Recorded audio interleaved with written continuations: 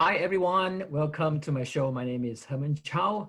I'm a personal branding photographer. I'm a TEDx speaker, and I am also an author of my book, Let's Get Naked. Today, we have a very interesting topic that I want to share with you, but I'm not the one who is talking because we have a special guest from Singapore, Dr. Edmund Chow, who will tell you a lot about storytelling. So who is Dr. Edmund Chow? Dr. Edmund Chow is a lecturer at the university. He has taught leadership and communication in a business school. He is also a TEDx public speaking coach, and he has been featured in the local newspapers and radio station on storytelling and leadership. So today he's going to tell you how you can use storytelling in your personal brand. So let's welcome Dr. Edmund Chow. Thank you for having me, Herman. Thank you. It's really a pleasure to be online with you. Yep, long time no see. The last time you were in your garden. Yeah, that was a year ago when you visited the Netherlands. That's right. And I remember we did a Facebook Live on storytelling. Yeah. So probably this one could be a follow-up, but I'm sure there will be exciting information that you can share with our audience, especially for those of you who are a business owner and you want to boost your personal brand with storytelling and you have no idea how to do it. You are in for a treat because our guest, Dr. Edmund Chow, is going to share his thoughts with you. Okay, so the first question for you, Dr. Chow. Oh, Dr. Chow is like calling myself because I'm also Chow. Dr. Chow, okay. What has storytelling got to do with personal brand or in your business? Well, personal branding is about positioning yourself in the marketplace, right? So if you are starting out as an early entrepreneur, or you're already in your business and your business is growing, so what you need to do is in your personal branding, you want to be able to position and project a certain identity of your expertise in the marketplace, right? So being an expert in your own sector, in whatever sector you're in, you could be a wellness coach, you could be a relationships coach, you could be a health and fitness coach, for example. So you need to be able to position yourself so that your identity is being recognized by the other people in your industry, as well as people who don't really know you.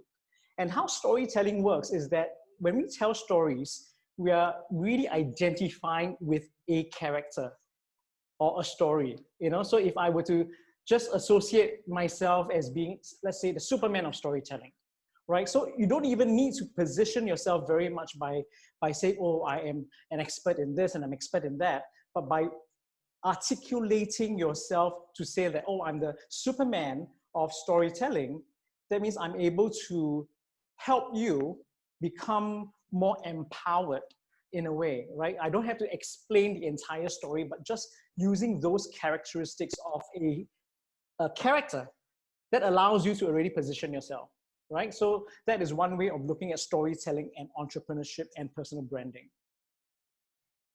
Does it make sense? Yeah, it does make sense. But how can we come up with so many different stories and put it on social media? That's the challenge for business owners.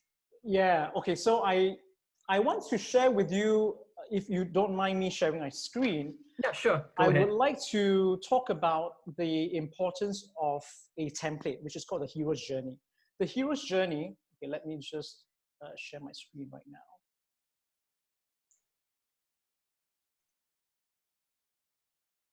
Are you able to see it? Yep. All right, so the hero's journey comes from Joseph Campbell's study of cultures across the world, right? And he realized that across all the different worlds and cultures, there is potentially one monomyth or one story that falls in the same template across all the different cultures, which is really about someone, if you look from the bottom up, okay, from the bottom of this infographic, someone who is being called to leave the comfort of your own home or your space to go on an adventure. All right, so let's just imagine that you're being called to go on an adventure and you're climbing this rock wall. And along the way, you need to find a mentor who will pull you up somewhere because you are new on this adventure and you don't know how to scale the wall. So, you know, so you need some other gurus or help or assistants or mentors or guides who can just show you the steps on how to climb up. And then your journey continues, right? And of course, in the movie version of this story is that you probably have to slay certain dragons and kill certain monsters and eventually arriving at the biggest monster of all, which is perhaps over here, which is the climax, right? It's almost the most important part of the story or the movie where it's either you die or you live. So, you know, so you need to kill or to conquer this particular challenge in this particular story or the journey. And most stories end very well. So you overcome this journey, this peak, this climax, and then you scale to the climax, to the peak of this mountain. And then you come back to your own home, you know, after having arrived at a new identity, for example. You come back to your own community and you realize that you have changed because of the entire adventure. And so this is where you sit at the top right now, and not necessarily like a king or queen, but you are there to support each other. All right, so you asked a question on how do we create so many stories on social media? All right, so if you were to look at your own journey, if you are the hero of your own journey, you would want to think about stories about you, right? So what was, let me see if I can zoom in, all right? So, yeah, please. Yeah, okay. So let's start from the bottom part. When you started off as an entrepreneur, many of us are struggling with a lot of questions, like how do I even buy the equipment that I need? How do I support myself if I were to leave a fixed job? You know, many of us are employees, and then we are very uncertain and unsure to leave the comfort of the stability of a job to going into becoming an entrepreneur and not having that constant salary, you know, that kind of uncertainty. So you struggled. And then when you do that, you also need to start purchasing a lot of equipment, right? So those stories are important for you because just think about where you've come from the beginning stages, right? So let's just go up climb this mountain again. So after struggling and understanding where you are to make that transition, you've started the climb, right? As an entrepreneur. So maybe now business is climbing, you have got your sales and things are picking up. So how can you then dissect these years of experience into bite-sized nuggets of wisdom for a younger entrepreneur on a similar path? Because if you are able to tell the younger entrepreneur that, okay, you need to be able to acquire certain goods and products, you need to get certain software sorted out, your websites, for example, you know, to continue with your branding, and then you need other equipment, you know, in terms of the physical product that you're selling. So these are the things that people may not be aware of because they think that, oh, I'm just being a fitness coach, for example. All I need to do is teach someone else to lose their weight or to become more muscular or more toned, for example, or become more healthy, for example, right? But it's not just that aspect of your business, but it's the other things that a young business owner may not be able to think about. But because you have already climbed up on this hill or this mountain, you are able to give advice to other people. And those are little stories, right? Think of these stories as chapters of your own journey, chapters of your own life. So once you've reached a climax, for example, as a young entrepreneur, or I would say young, I mean, what I mean is young as the small, medium entrepreneur, right? You're not going to become a big business owner like Amazon or Facebook or Google, for example. We're not aiming towards becoming a brand name in the marketplace, not in the commercial sense in that big corporate world. But so when you have arrived at a certain level of comfort, how did you deal with the pain of failure and disappointment? How can you be transparent, open, and vulnerable so as to make you more human and more relatable? Because if you were to talk about, say, Jeff Bezos and Mark Zuckerberg, it is kind of difficult for us to relate to them because they have already become so wealthy in their own business world that is very distancing. But if you are a small business owner with a very small team, or maybe you're just a solo entrepreneur, but you have made it, you have acquired source of income and stability, that you're inspiring a lot of people now. So people want to know you as a person, right? But to know you as a person means to also share those shortcomings, the weaknesses, the lessons that you've learned. And that's why you need to perhaps talk about your own personal journey in a very intimate way, all right? And then you come back after you have returned, you have scaled the peak. How do you return and contribute and be of service to a wider community?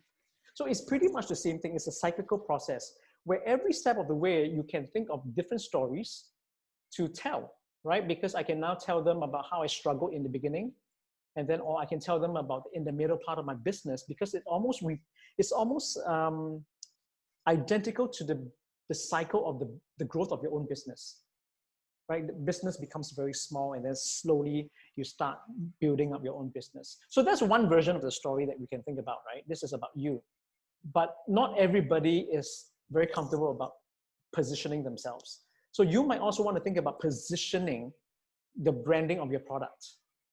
All right, so I'm going to go to the next page, which is stories about your product, right? So same thing.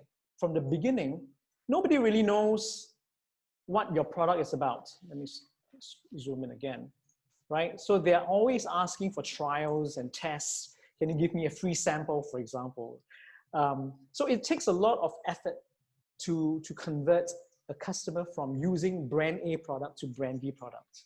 Just imagine I have to use, I've been using this toothpaste for the longest time, and then now you're telling me that, oh, this other toothpaste is going to make my teeth shinier, but not just shiny, but it's able to perhaps iron out the crookedness, for example, right? Just by using this particular toothpaste, right? So what you need to do as a storyteller, when I use the word storyteller, I also mean as a leader in your business starting out. You need to be able to assure them of the safety of your product, right? I mean, for example, if it's a FDA approved product, is there a money back guarantee? You know, maybe 30-day money back guarantee kind of a thing. Or if you are a coach, do you have certain kind of certification or international accreditation from an international body that assures your customers of your competence and your qualifications? So those are potentially very important, right? And then this allows them to convert them to becoming paid customers. I'm just going to stop here for a while. Can I move on, or do you think you have a question for me? Yeah, I have a lot of questions. Let me just ask you questions first before you move on, because so this is a template. Gone into the product, right? I haven't finished the product part. Yeah. You want to finish the product first? Okay, maybe let's do the product first, and then we can continue. So moving on, right? After becoming a product, someone who has already started using brand B, which is your product, now starts to see some kind of change and transformation, right? My teeth are getting whiter, and I'm posting, as a customer, I'm posting my photos before and after on Facebook, for example, or on Instagram. So now you, as a business owner, you need to be able to help your business grow by documenting these changes. Because I, as a customer, may not be able to tell you directly, but you need to be able to track these stories of transformation, right? Because they are now starting to use a product, and the product is now becoming a tool for change. So it's no longer just a product, not just a user, but it is now they are becoming a tool owner, okay? So how can you document the changes and be a witness of your customer's transformation? So those are a lot of stories already. If you're able to capture those stories, your business will be able to grow very quickly, right? Because a lot of us use word of mouth advertising. Oh, my friend and my friend's friend did this, and we see a transformation, right? So that's very powerful when it comes to those kind of stories, which is what we talk about, the testimonial part. But once you're able to generate, so you think of yourself as a storyteller where you're collecting all these different stories, right? You're picking this client A, client B, client C, and you're now collating and curating all these testimonials, making it the engine of your business, right? So how can you promote customers to co-own the story and become brand ambassadors? So that means they are no longer just the user of the product, but they are also happy to be your ambassador for that brand. You don't even need to tell them anything, right? They don't need to be given a commission to talk about the product and how good your service is, for example, but they are just sharing and being very proud because of the transformation at the stage 2 over here. All right, once they've gone into the testimonial part, and then your product will need to start, you need to start diversifying and start adding new products into your repertoire or your collection of products and services so that it becomes a bigger market. You want to diversify your products and expand the market share. For example, what kind of bundles can I include if you were to buy this toothpaste? Maybe now I were to look for an electric toothbrush. Maybe I need a different kind of shaver that comes along with it, right? So those are the bundles that you can start including, but you may not necessarily carry those bundles. So this is where you might need to start looking for co-owners of your story, which are joint, what we call joint ventures. So when you make a very meaningful relationship with a joint venture, so I am selling toothpaste, for example, but I now need to work with the dentist. And if you buy toothpaste from me, I'm able to give you a discount or some kind of yeah, it could be a discount code. And you go to see this dentist and who can straighten your teeth, who can do your teeth cleaning at a rate that is different from the regular customers. So that kind of joint venture relationship is also part of your relationship and part of your story. So if you were to take a look at the 2 different stories we talked about, right? It can be stories about you as a business owner, your own journey, but it's also about your products and how your products in itself is also evolving and being developed to help transform someone's life. So if I understand correctly, this template of yours actually gives us a guideline of how to inspire us to come up with stories that we can share with our audience with That's different right. chapters. Yeah. Now, storytelling actually focuses on the human side of work. One of the things that you mentioned was shortcomings, weakness, and that reminds me of the V word, which I cannot pronounce till to date. The V word. Vulnerability. Right, that's the word. Okay, I'm not going to pronounce that word. I'm going to use the word fragile. Okay. Yeah. For people, now, before I get into that, storytelling is actually exposing who you are as a human being. Yeah, over here. Some people are very fragile and not comfortable to share their personality to their audience. So what advice can you give? It does take a little bit of confidence to share your pain and your struggles, because a lot of the time it's almost like a contradiction, right? If I'm going to position myself as an expert in my industry, there is the thinking that I cannot share my weakness. Because if you're going to be an expert, how can you share your weakness? It's just a contradiction. Right. But your sharing of the weakness is not about, it's not about where you are in that part of the business, but you're sharing your journey and how you overcame those trials, tests, challenges. Because when you, for example, again, when you're starting anew as a business owner, there are a lot of doubts and anxieties, right? Can I make it? I give myself 1 year or maybe maximum 2 years to start out. If not, then maybe I'll go back to a job. And those are very real questions that a lot of young entrepreneurs are always thinking about. But because you have already arrived in the 3rd chapter or 4th chapter, right? The climax or the peak, then you are able to now reflect and talk about, oh, you know, I was also like you at this stage when I started to do my toothpaste business. But I realized that I needed to gain courage from believing in my product, and then this is what I did.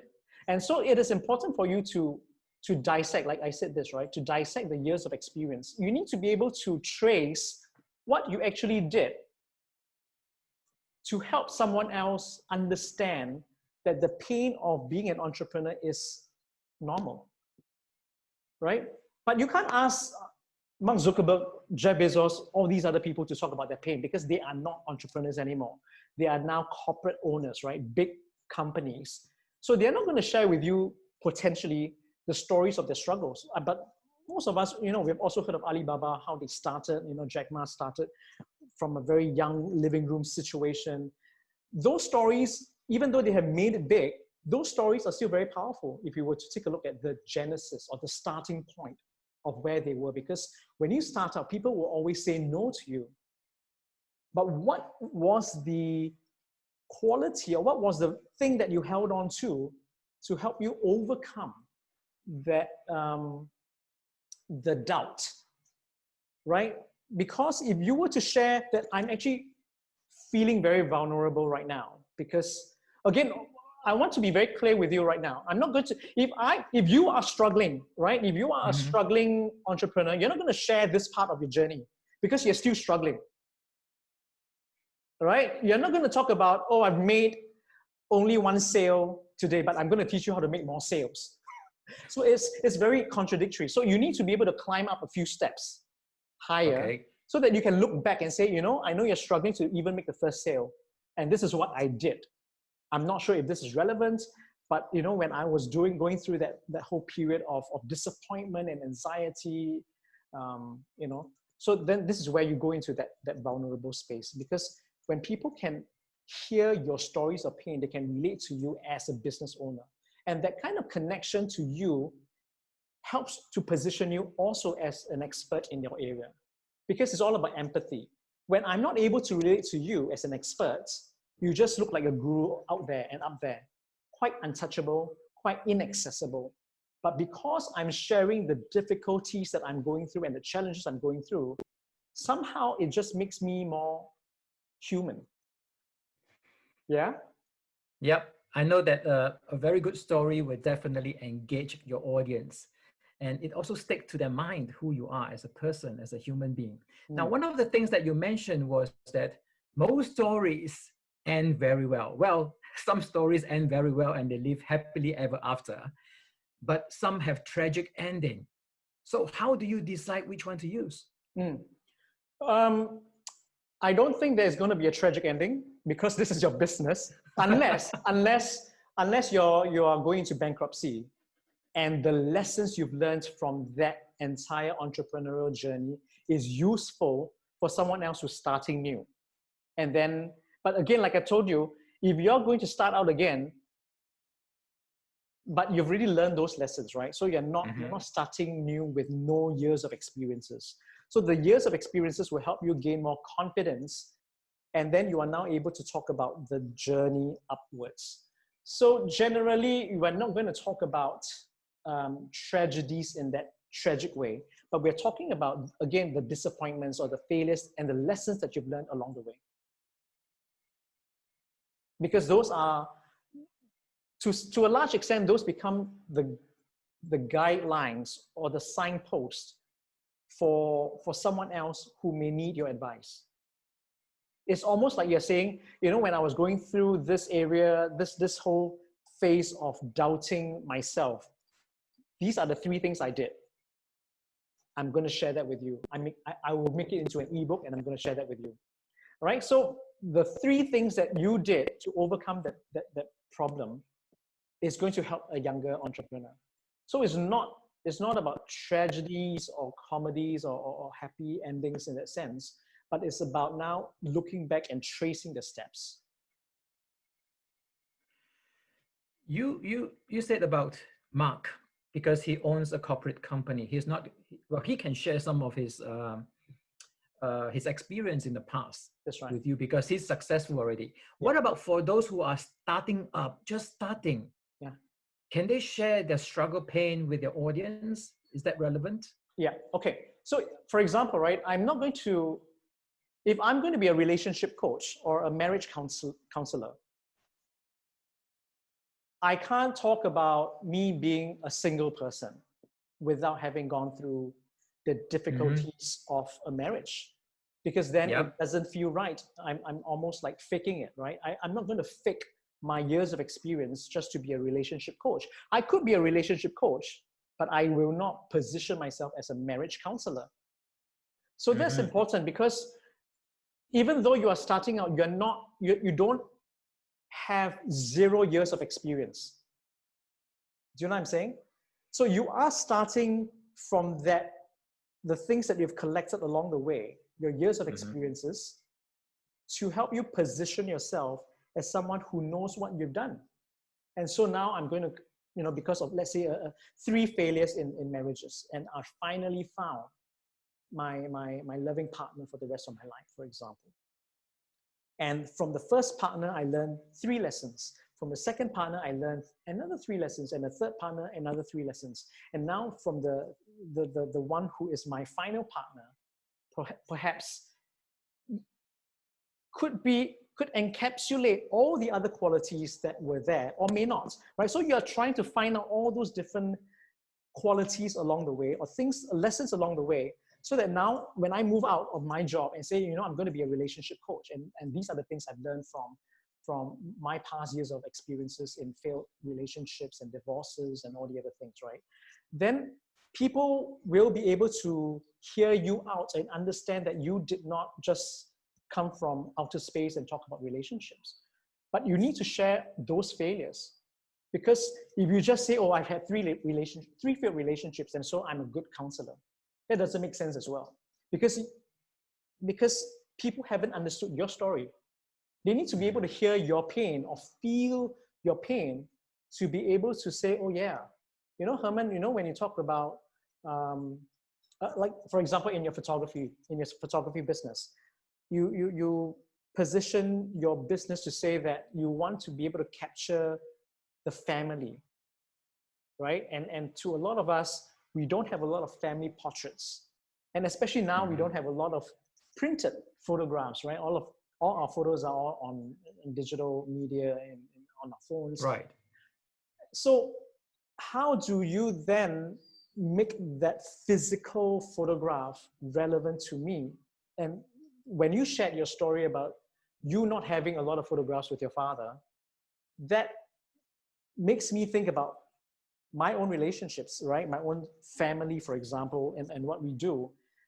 And so people can relate to you when you talk about that. So it is important to share those painful moments so that people can identify with you, can relate to you, and they will just come to you and say, I'm also going through a similar problem. Would you be able to give me some advice? And money comes when you're able to be of service to someone else. And that's an important thing for you to know, right? Money comes to you when you're able to service and help someone else. Very interesting. Very interesting. I have to say that storytelling is not easy, but if you can produce a very compelling, good story out there, you can gain the traction, you can build brand awareness, and ultimately generate revenue. So if you're just joining us, today I have my guest, Dr. Edmund Chow from Singapore, to share with you his thoughts about how you can use storytelling in your personal brand. Now, another question for you is, there are many stories. So what kind of story is the most effective to brand yourself as a business owner? What is the most effective? Yeah. I think what is most effective depends on what is the purpose of your business, right? So, okay, let me share my screen again. I think this might be able to answer your question, even though I didn't think of it as from an effectiveness perspective. This is a template which will be available to your viewers. Oh, that's great. It's not necessarily about what is effective, but I'm giving you some advice on how to write a story and think about it. And then I think this part, the number 2 and number 3 will be the effectiveness, okay? So for example, this is using keywords and symbols, right? Write down strong verbs to use to describe your purpose. So I'm gonna zoom in a little more, okay? So yes. What are you there to do to sell your product? You're here to transform someone, to change someone. So you may need a dictionary, a thesaurus, to help you find very good verbs that will really help you to speak that language. Are you here to help, to guide, to lead? Are you here to educate or to mentor? Are you here to entertain? Are you here to inspire, to motivate? Are you here to build, to maximize, to capitalize on, to promote, to advocate, or to mastermind? So again, using very powerful verbs already conjures or puts pictures in the mind of your listeners. right? I'm here to transform your life. But that word is quite commonly used right now.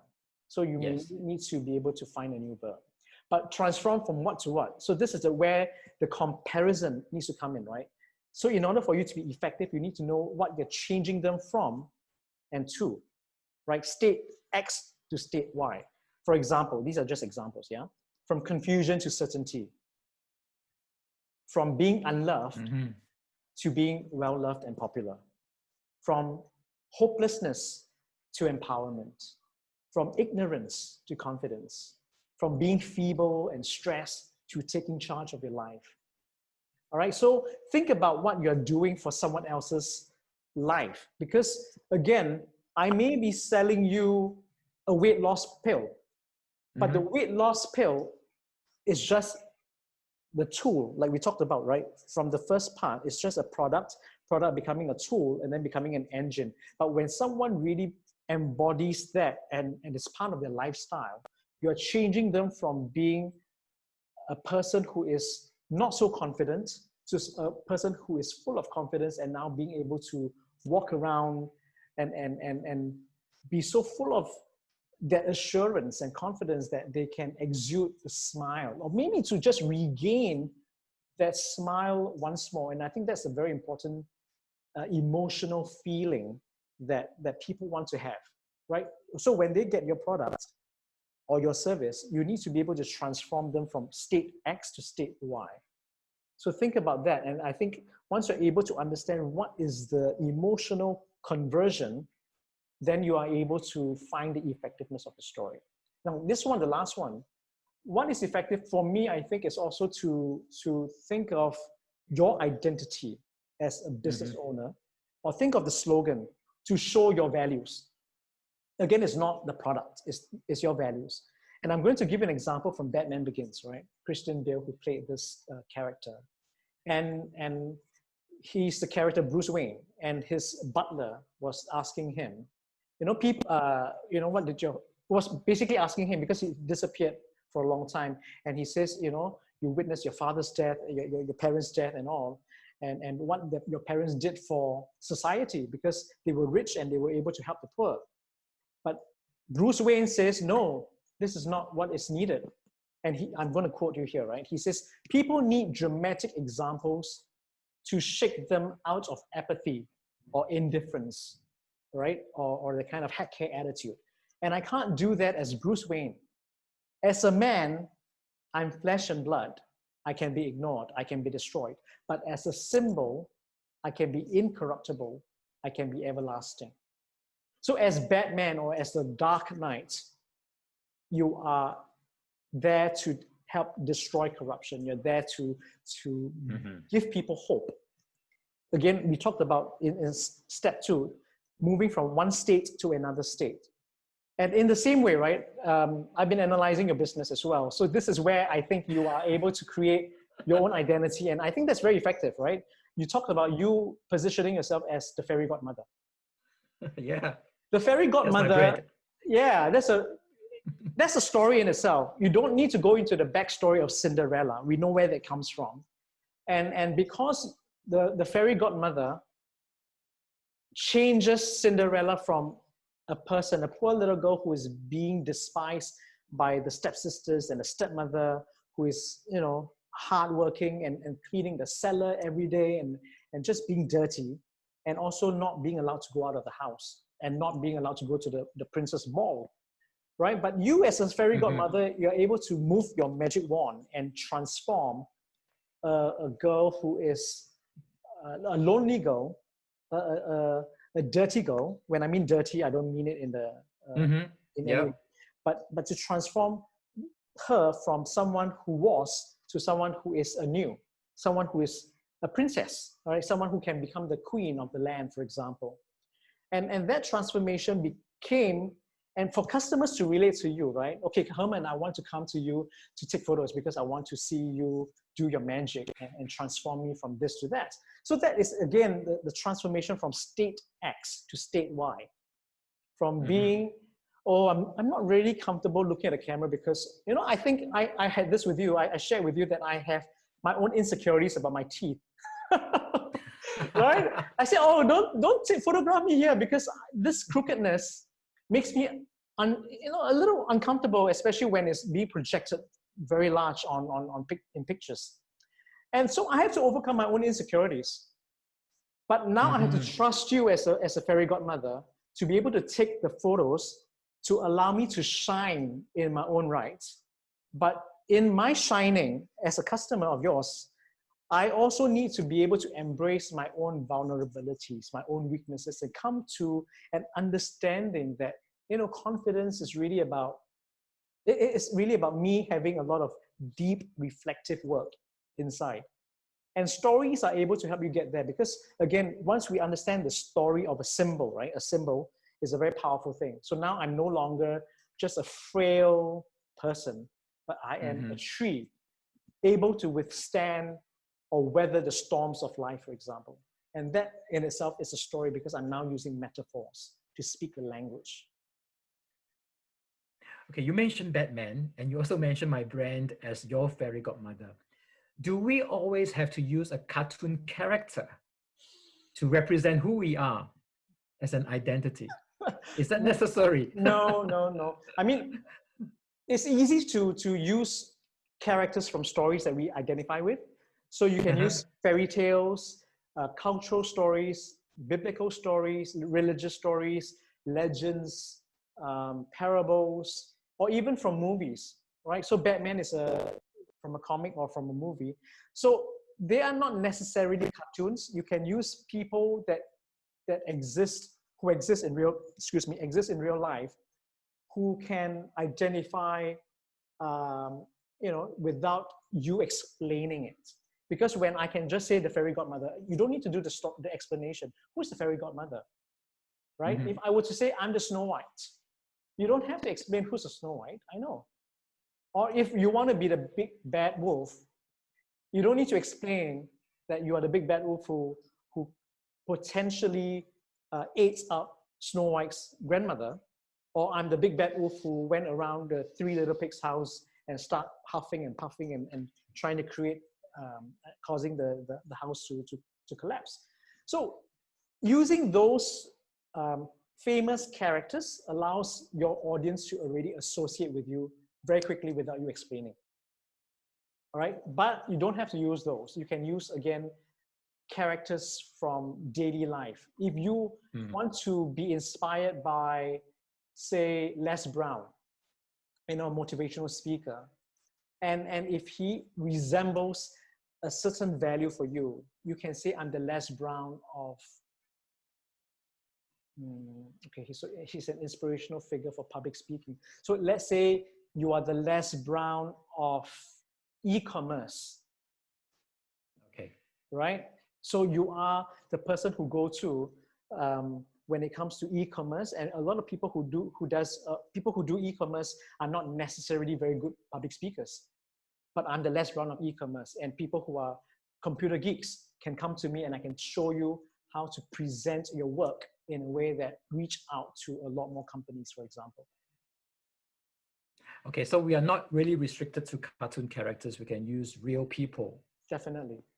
And I think what you have shared with us today is really very valuable. And I have two more questions that I need to shoot it out. Now, storytelling, there's a lot of work to do. We have to do a lot of hard work to come up with compelling story. What advice would you give? Should we tell our story visually in terms of videos, or written expression in terms of blogging? Which one has more impact?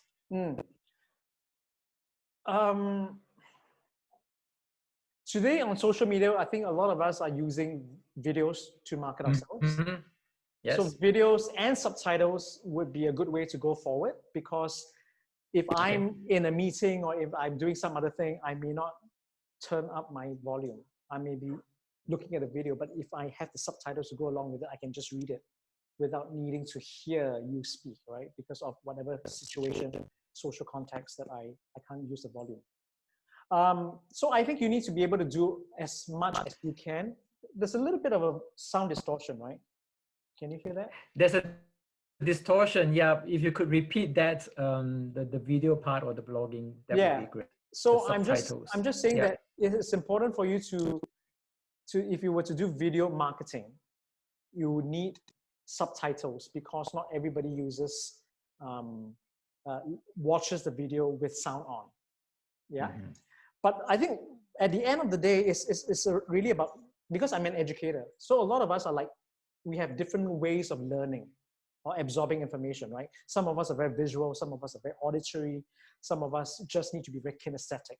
So if you're going to a networking event, you definitely need to be able to present your story in 2 minutes, right? So that is more kinesthetic. They need to see you on stage, owning the space and just talking to them as if you're talking to a friend. That's very different from talking on camera. And that's also very different when you start writing a story in print, because when you start blogging, people expect different kinds of stories or twists in those written words.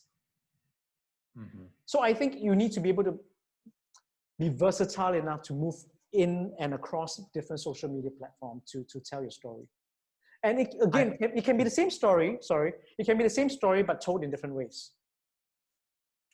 Okay, because I always emphasize that we need to be visible. So for me, I think video might be more impactful than writing as a blog. Just my opinion. I prefer videos, watching videos. So I have one last question, which I need to ask this. Now, every story has a basic structure, the beginning, the middle, and the end. So in the beginning, that's where you have to pull in all the audience, to be interested in what you have to show them. And then in the middle, to keep them interested.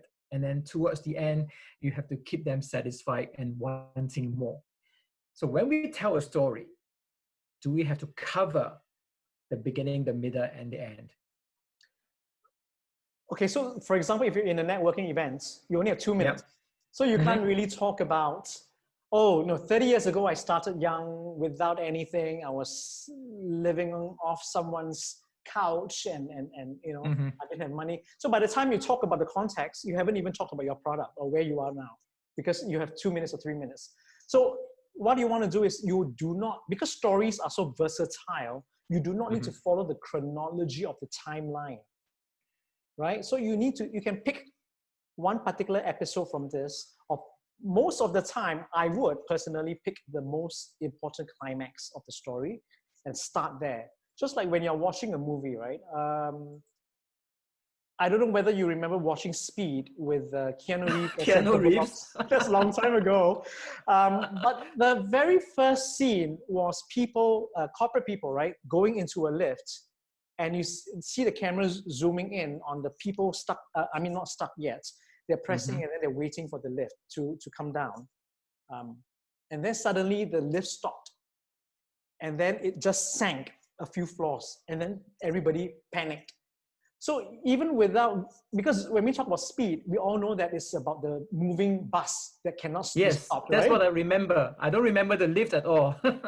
Yeah, but but it starts with a conflict that gets us sitting, at the side, at the edge of our seats to want to know more, and that whole suspense is important. Right? Getting us to be suspenseful and, what's going to happen next? Tell me more, tell me more. So you want to be able to get into the middle of the action, and then you push forward. And then later on, you can say, wait a minute, I can tell you the backstory, and this is what happened. And then let's continue with this. So storytelling allows you to move across time and space, because it's all part of our imagination, right? So it's not like writing a composition in school where you need to start once upon a time. That starts too long ago, and you don't want to do that, right? So just get into the middle of the action and start there, because you only have 2 minutes, let's just say. Even on social media, right?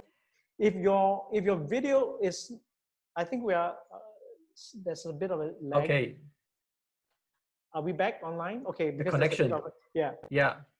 So yeah, we're back. Even for a video marketing, the first 15 to 20 seconds is the same thing. You need to be able to capture our attention, because if I don't capture the attention, I will be scrolling and going other things. Okay, so one word of advice, there is no rule when you story tell, okay? If you follow all the rules, you miss all the fun. That's right. I mean, have fun with your stories. I mean, really just enjoy the process. When I talk about have fun, it's really having fun with the concepts and the words, because you want to paint ideas in the picture, in people's minds. The more you can get them to imagine, the more they are with you on that journey. So think about that, right? Because you want to get them on board. So don't always be too eager to sell your product, because at the end of the day, they want to be able to trust you as an entrepreneur. They want to be able to trust you and give you the money, basically, right? Or to help you, to get you to help them. What am I saying? They want you to help them, with whatever situation they're in or stuck in. So you need to be able to create that trust and that relationship. So build that rapport with stories.